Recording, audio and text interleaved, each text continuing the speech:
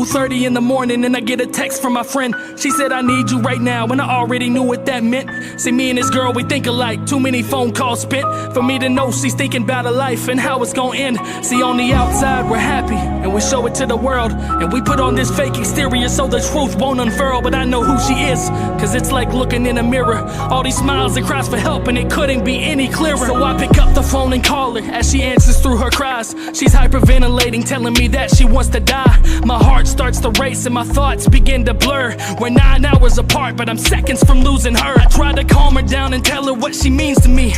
Even though we're new friends, she's seen a side that no one sees. Told her, listen to my breaths, I'm right here, please breathe. You got so much left to do, stay here, don't leave. The cries got even louder as the breaths got short. I told her, listen to my words as I fell down to the floor. Stay with me, I'm here, let it out, it's okay. Just cry till you can't cry, no more tears down your face. A couple minutes went by and the crying finally stopped. But not because she did, because the phone call dropped. I called her back quick, just hoping I'd hear hello, but I just kept getting met with the sounds of those dial tones. I froze.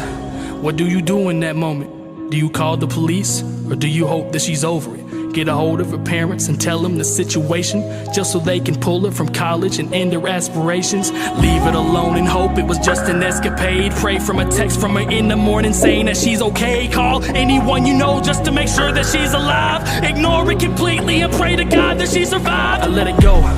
She must have wanted to be alone. I guess that this was just another one of her episodes. She never told no one about this depression she dealt with, and who was I to air out her secrets? That would be selfish. So I lay down in my bed and I rested my head, closed my eyes and drifted peacefully to sleep. Then I dreamt that I would see her tomorrow and I would speak to her then, till I was woken to several missed calls and texts that she's dead. My heart broke. She downed a bottle of pills. She took them shortly after our call ended, and it felt surreal. She was a friend of many, a student athlete at her school, a daughter, a sister, a very special jewel. At the funeral they told us that nobody had a clue that they could have saved her life, if only that they knew. And if someone at the funeral had ever felt depressed, to get some help so that your face won't ever end up in the press. There wasn't a dry face in the room, only 22 years old, an entire life in front of her, and now she's laying there cold.